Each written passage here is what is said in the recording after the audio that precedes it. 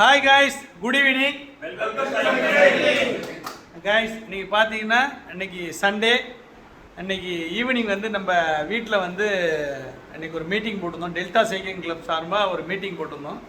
மீட்டிங்கோட agenda என்னன்னா, coming June 1 வந்து 1ஆம் தேதி வந்து சைக்கிளத்தான் நடத்தலாம் அப்படின்ட்டு ஒரு ப்ரோக்ராம் பண்ணி ரெடி பண்ணிகிட்டு இருக்கோம்.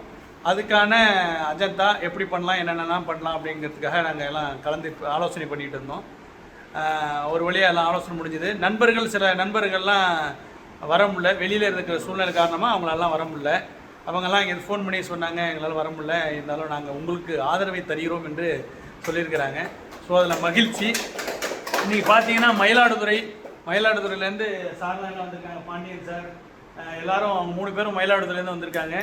அது மாதிரி நியூ மெம்பர்ஸும் வந்திருக்காரு. நியூ மெம்பர்ஸ் யாருன்னா அந்த எங்கள் கைப்பியா இதாக பாருங்க, அவர் நியூ மெம்பர்ஸ் நண்பர்.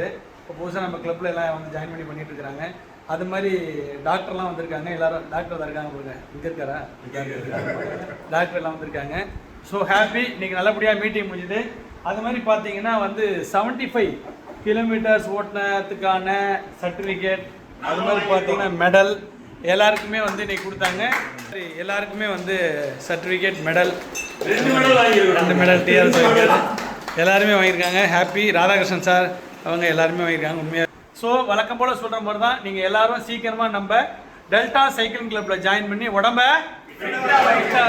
By bye guys, see you night, bye.